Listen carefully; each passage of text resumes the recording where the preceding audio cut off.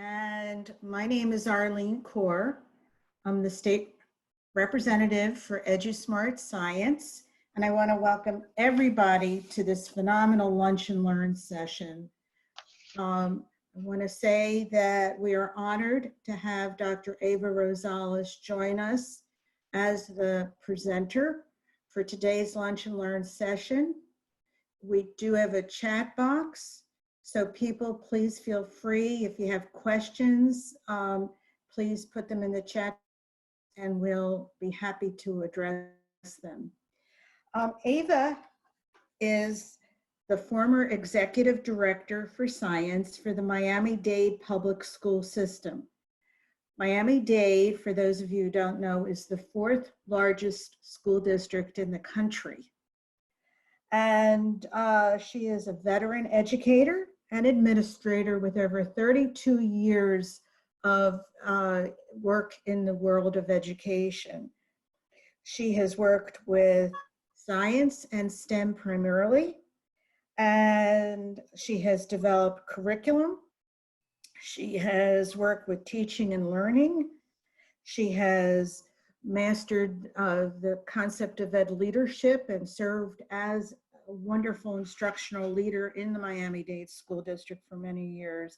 And she has also developed many professional development sessions that are not only enjoyed by the people in Miami, but by the people in the Florida Association for Science Supervisors.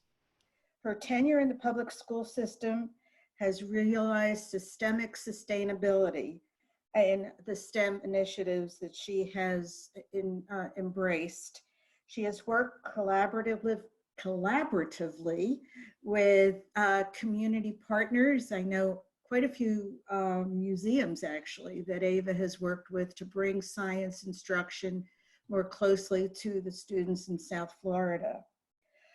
Dr. Rosales is a firm proponent and is committed to the national movement for STEM education. And without further ado, I'd like to introduce my friend and my associate, Ava Rosales. Thank you very much. Thank you, Arlene. Very kind words. I'm so happy to be here with everyone today, and I hope that you take away from this that I'm going to honor your work as educators, because I know you do this on a daily basis. You may not be calling it by these catchphrases, but I hope we do enjoy ourselves together for the next 30 minutes and that you will be interactive and submitting responses in the chat. So today we will talk about essential questions in power standards and how to maximize the instructional time with limited amount of time. So very quickly, if I could ask, what are some of your goals for today's session? If you could put in the chat just some of the goals, and Arlene will be helping me and Jerry in calling out some of the responses that you put in the chat box. So just as we would when we entered a classroom with students, we'd always want to know and get a feel for who's in front of us, what do they know, what do they expect to get out of the instruction, or in this case, this little lunch and learn. Any goals and objectives? Please type them in. What would you like to gain out of today's session? I'm not seeing any responses. Okay, so we'll move on, and then you can always insert your responses throughout, and we'll come back and monitor. Oh, there are some responses now, Ava, I'm sorry. And I'm seeing them come by right quickly. One question is, what does EduSmart have to offer for the special ed population? That's from Amanda. Susan Pribble, to learn how to use EduSmart in the most efficient way when reviewing all the 6th, 7th, and 8th grade standards for a standardized test. Susan, I believe we're going to be scheduling a PD session with your school to do that, but Ava will be sharing some resources that you'll have available for your students. Okay. Tracy, I'm So sorry. I'm going to, as Arlene monitors the chat, hopefully we will answer these questions by the end of the session today. So thank you all for submitting. And today's target specifically for this Lunch and Learn will reflect on essential questions. I will be using EduSmart resources as I go through and do those essential questions. I also want to look at defining and providing an overview for identifying power standards and just reiterate the essential use of questioning and power standards, which are key components to maximizing your instructional time, especially when we have limitations. And we saw that we had a huge interruption in our learning and our instruction last year with COVID. So hopefully you'll see why it's so important to have essential questions and power standards as a goal in your instructional planning. So let's take a look at questioning. So we know that questioning is innate in children. From an early age, they love to ask that big question, why?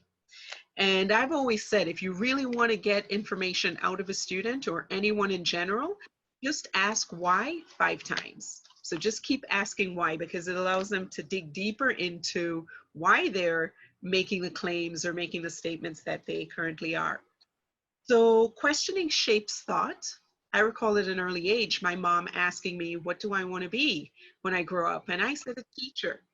And she said, like all ambitious parents, well, you're going to do medicine and, you know, you can teach medicine.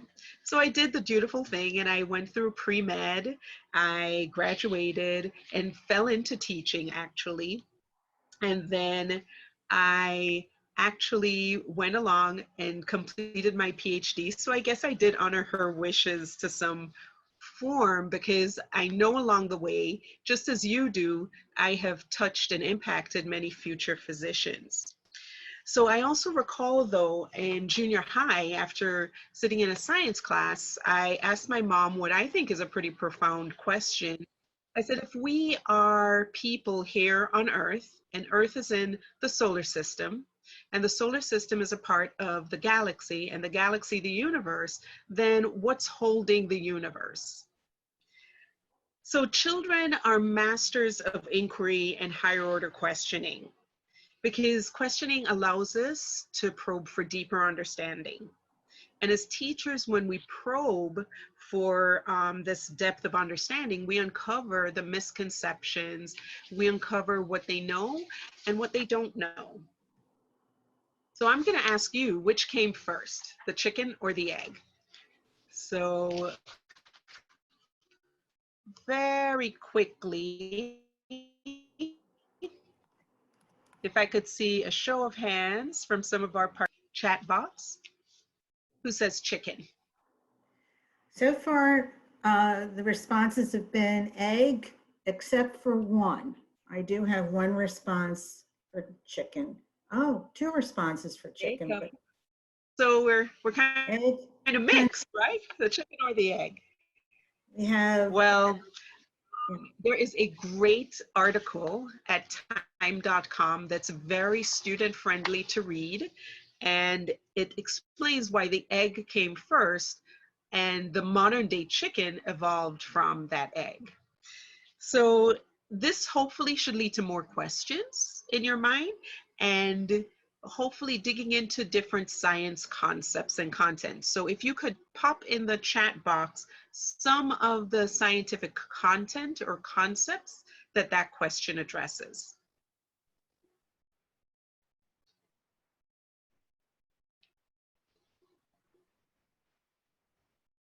And so it's a very easy Google at time.com. I see that somebody wanted the link. You do a search for chicken or the egg in time.com and it'll pop up. There are actually a couple articles. So we do have several responses. Reproduction. Thank you, Susan. We have Cynthia with life cycle. We have Anthony with adaptation. Miata, life cycle of the chicken.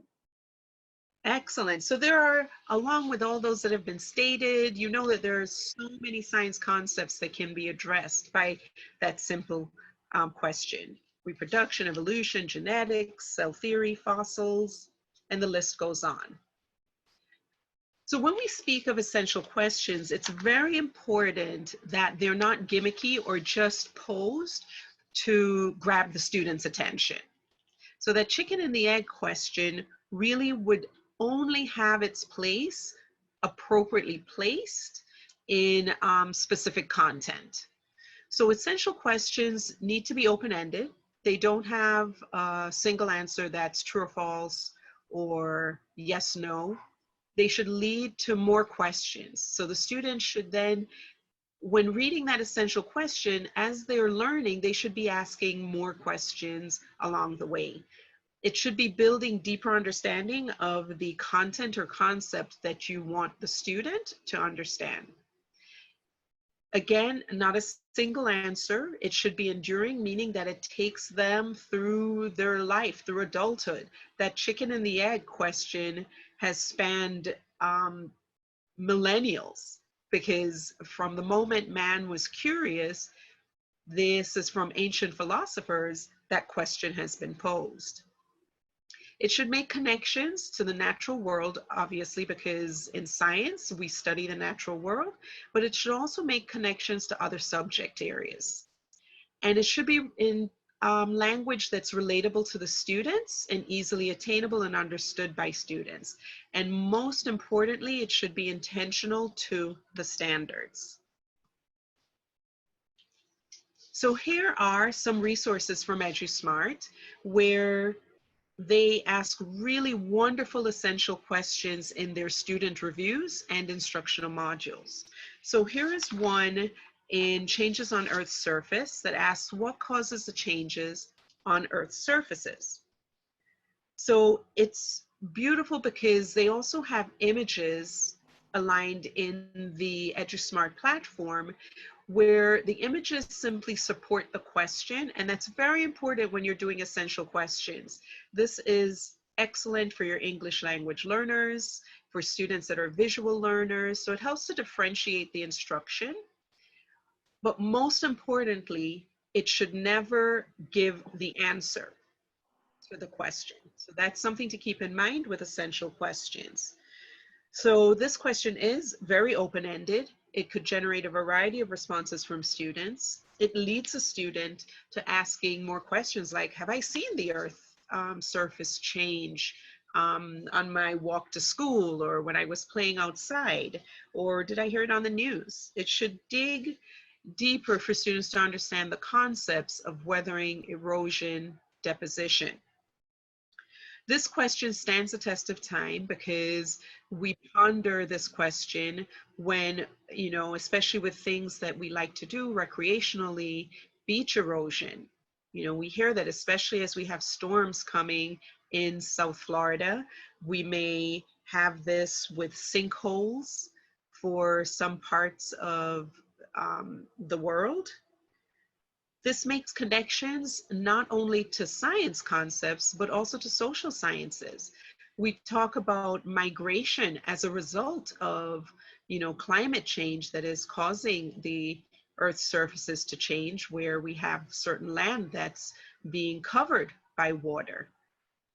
So the economical impact as well. So it's a beautiful marriage between science and the social sciences. And of course, always science meets math hand in hand all the time. It's a question that students can relate to, and it is intentional for getting to the understanding of the standards for weathering, erosion, and deposition. So how do catastrophes affect Earth? I want you to let me know in the chat why this is an essential question.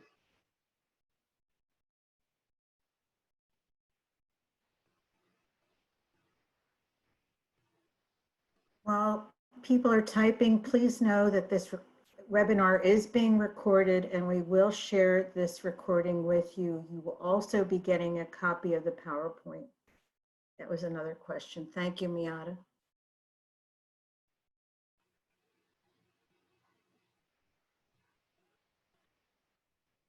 So does anybody feel that this is an essential question, or you feel that it is not an essential question? Well, we have Paula saying again, causes students to draw from other areas of science. Amy De La Rosa, it affects our daily lives. Susan from Hernando County, I think that no matter what part of the world you live in, there's going to be some type of catastrophe, so it's definitely essential. Amanda, can be open-based on individual students' experiences with real life. Debbie Jones, open-ended. Amanda Leal, yes, because our earth is affects our daily lives. And Anthony says learn how to impact people and relates to social studies. Excellent. Absolutely. So it's open-ended, multiple responses, it's standards aligned. We know that these forces can be productive and destructive, and it does span, as was mentioned, multiple areas of science, the earth science, the life science, and social sciences. Wonderful. So is this an essential question or not? How can you determine if something is living? And this again comes from the instructional modules in EduSmart. Paula's Ramirez's response is no. Nancy Cardenas's response is no. Paula Ramirez, straightforward answers are provided or available through this question. Okay. Tracy Cardenas' response is no. Okay. So I pose this question to you. Is this different from asking what are the characteristics that make something living?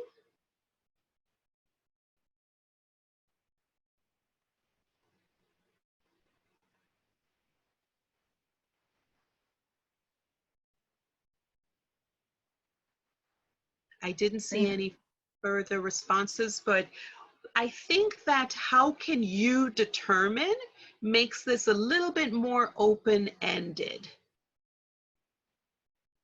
And Debbie Jones' response is yes, it is different.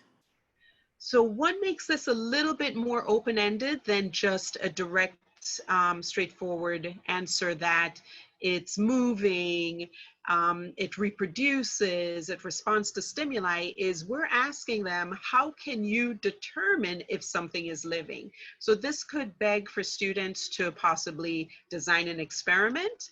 They could do observations, and then they would have to actually apply their understanding of what characterizes something as living. So Yolanda's response is yes, answers will vary from student. Miata's, I think so. Debbie Jones, compare and contrast. And Marcy says you have more choices. Absolutely. And I can see where if we had already grouped things as living or non-living, then yes, it might scare the kids. So we talked about earlier that you don't want to have images that give away the answer. So I had actually taken this screenshot after the students were asked to group these various objects into living and non-living. So very good to everyone for catching that. If you give them the answers, then it's no longer essential. But if you pose the question, then it can become an essential question. Excellent. So here's another from Living in Space. Can you list some of the equipment astronauts need to maintain Earth-like conditions? So this goes over many concepts that students would need to consider. So again, it moves towards being essential because it's referencing drawing on their knowledge of all the Earth-like conditions. So we're looking at how can they protect themselves from radiant energy from the sun. There is no atmosphere in space. How can they recreate the atmosphere? and not just oxygen, but all the other gases that are essential, because we know we cannot breathe just pure oxygen. Gravity generating equipment, water, how are they going to get that? So it does provide for a lot of open-ended responses and different responses from the student. And that, can you list some of the equipment astronauts need to maintain Earth-like conditions, really is a beautiful question that spans multiple units of study. You can look at atmosphere, greenhouse gas effects. And one thing I love about these EduSmart modules is they do a beautiful job of posing the question and then going in deeper into the content to help students and guide students in formulating their responses. So again, it's important to reiterate that standards aligned, essential questioning, and questioning in science promotes students to do research, to help them to be better communicators, to inspire that curiosity. So the next question is, with so many standards, we know we have a lot of standards to teach.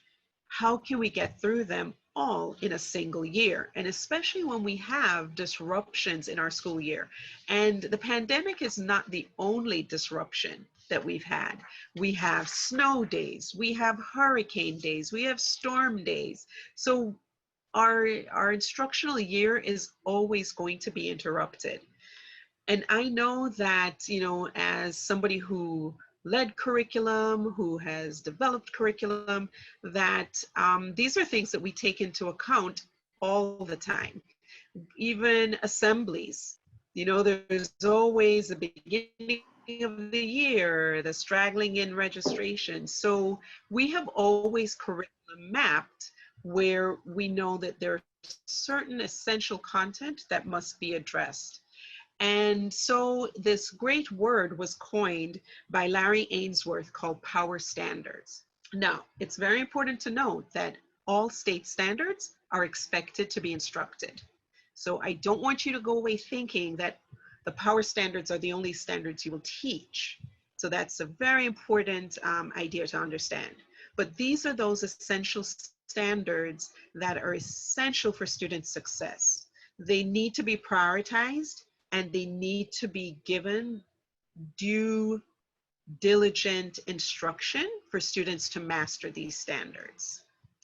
Now, how do we do that when we have a full year and like 70, 80 standards to cover, 60 standards to cover in that year? We do that by chunking time. All standards do not need the same amount of time for instruction. Some standards students will get immediately because they're just very simple recall standards. Other standards, you know, need greater amount of time for the students to really understand. And so one of the ways we can prioritize is through this acronym called REAL. So when you look at your standards, you want to assess and determine, are these standards necessary for the student to be ready to move to the next grade level? If they do not know this standard, they will not be successful moving from elementary to middle, or middle to high, or from high school to college. Do these standards have endurance? Is this something that they're going to need to know to be productive adults who make rational decisions based on science? Are these standards assessed? Are we as a state expecting students to master certain concepts by the end of the year? And then also, do these standards have leverage, or do they connect with other subject areas? So in determining the power standards, this is not something that a teacher does in isolation. This is a collaborative process where you sit together in vertical grade level teams.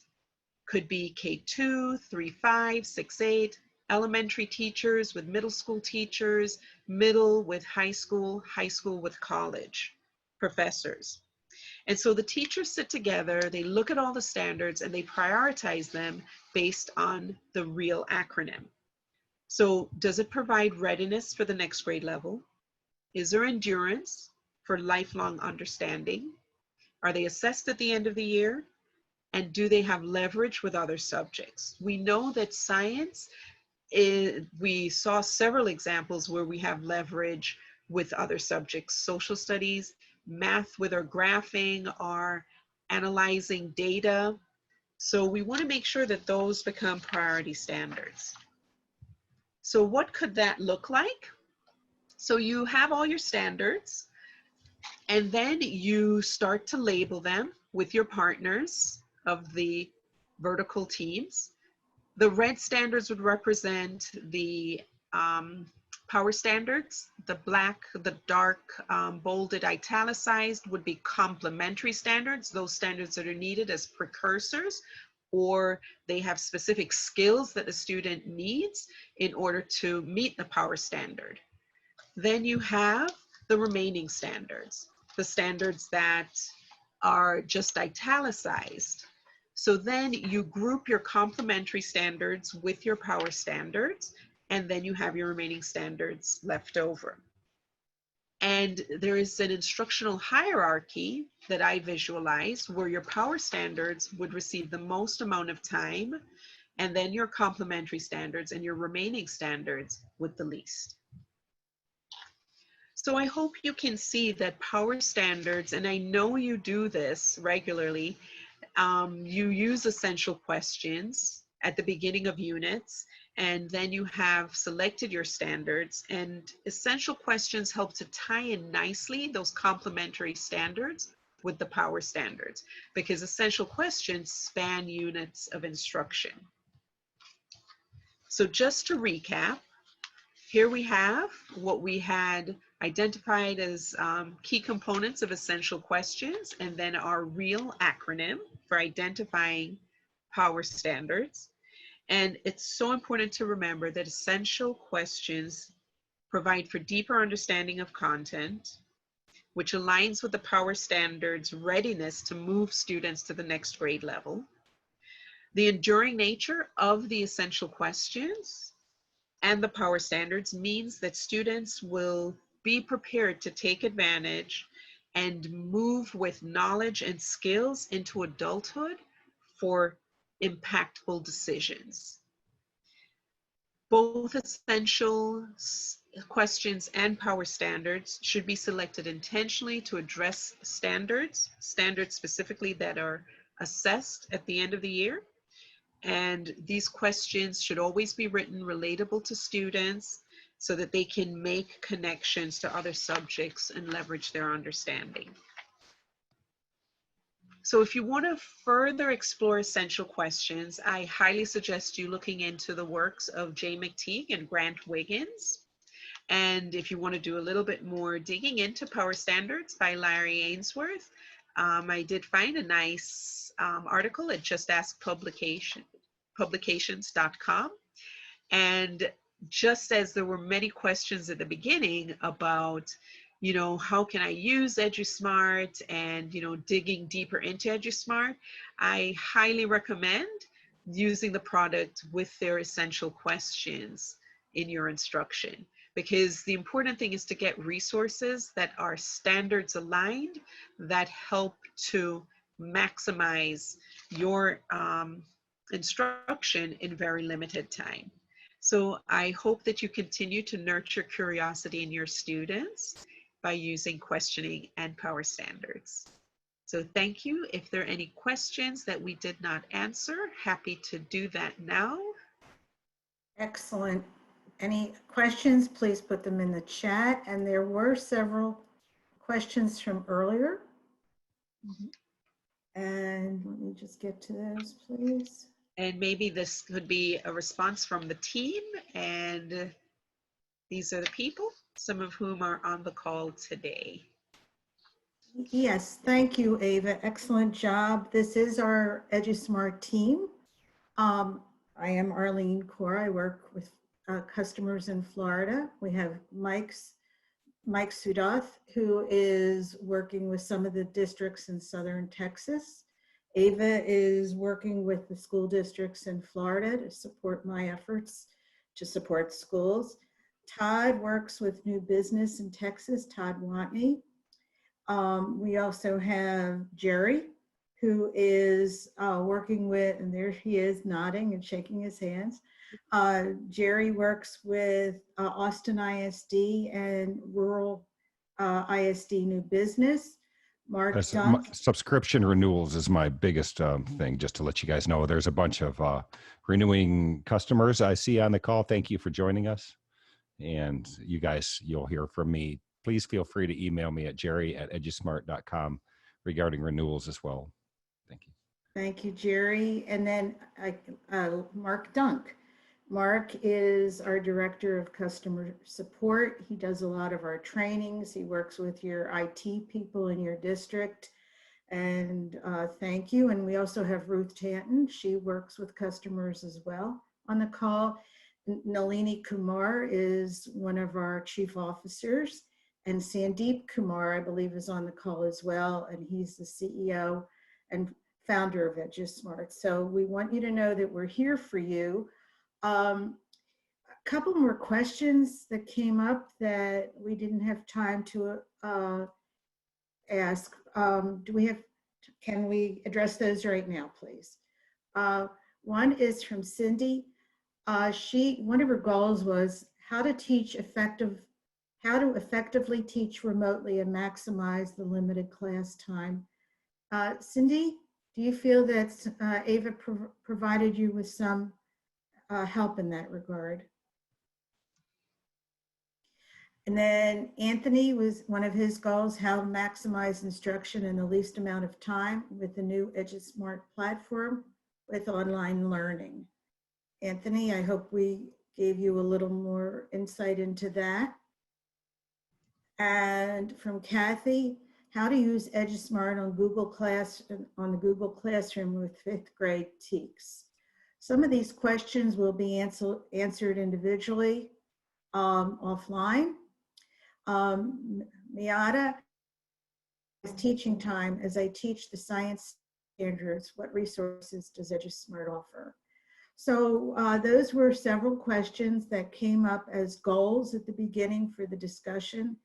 And it is my hope that Ava, through her excellent presentation, was able to address some of your questions through our presentation.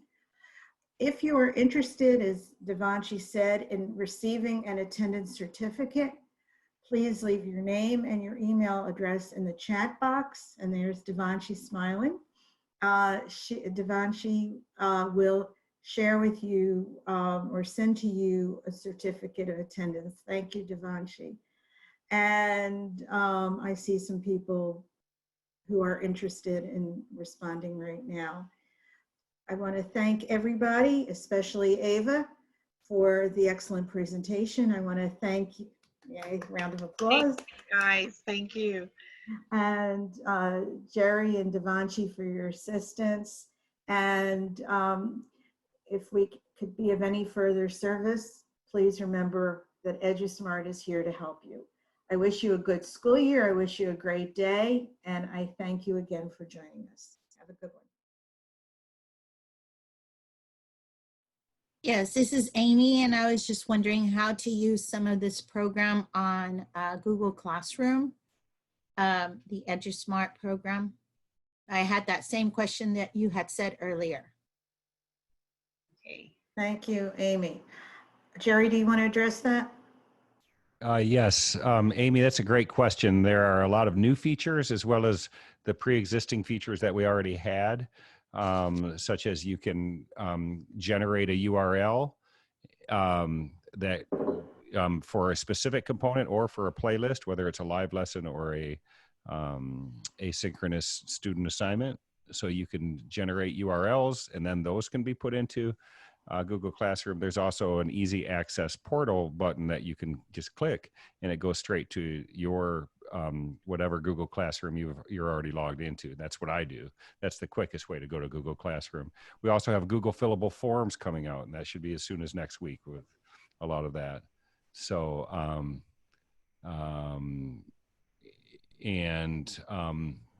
there are, and if you want to private or a demo for your school or your district, we're happy to accommodate you to show you these, We also have asynchronous trainings that I've been putting together with Mr. Mark Dunk that can step you through all of to answer those kind of questions. So you can email me at jerry@edusmart.com and I'll just send them to you if that's one solution. And Jerry, if I could add, with our IMC's instructional module companions, we're very excited.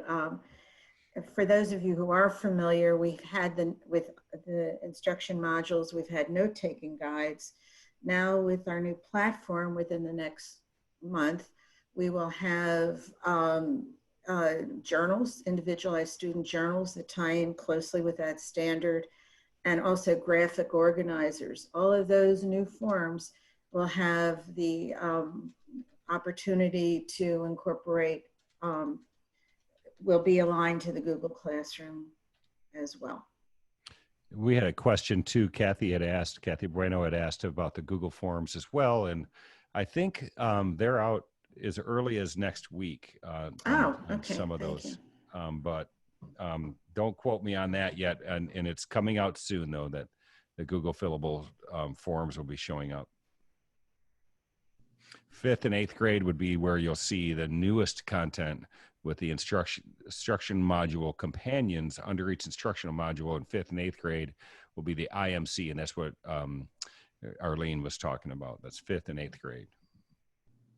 And if you guys, I've got one question, and it comes up a lot. People just really need to see how something works before they can purchase it, of course. And so we will demo or we'll send videos of how we can meet your needs. So if you just send us an email that says, we need this, we need access, we need to really work with Google Classroom or Canvas or Schoology. That's the most common question. Does it work with an LMS? And we can show you how it does. We can do that in a personal format with a webinar, or we can certainly send you any kind of format that's going to work for you, for your school. Video, a short video that shows it, something like that. We're very happy to do that. Thank you, Jerry. Is there a webinar for Seesaw integration? No, there should be, though, because a lot of people need that. So which school are you with and what district? And maybe we can. Harlingen CISD, all of elementary is going to be using Seesaw. Mm-hmm. I'm going to refer this to our team that works with your district already, and I think that they have already been talking about that. So whether they have a webinar or not about how it works, it's really going to be very simple in the same ways that EduSmart, that you could generate the URLs for a lesson playlist, for a playlist, whether it's a live lesson or a student playlist. You generate the URLs and you set them up how you want, and then you copy that and you just put it into Seesaw. And there's also the individual components. You have a generate URL that you can do for just individual, not a playlist, for an individual component. If you want just one thing put in there, that's how you do it, really, for Seesaw. So it's actually quite easy once you get used to just playing with the buttons. When you're in the content library, building a playlist, or in Workspace, you can do it. You know, you'll just, those green buttons are your friends, and you play with those, and you'll see generate URL, and then you copy that. Of course, you want to set the dates for when you want the URL to expire, but we're glad to show you how to do that. You know, and a training would make sense for a whole district. I agree. Thank you. Mm-hmm. Thank you, Jerry.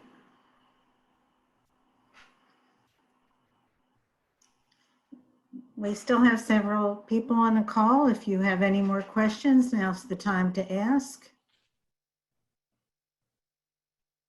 If there are no more questions, I want to say thank you from the EduSmart team once again. And keep EduSmart in mind when you're looking for an excellent science resource. Thank you, Ava.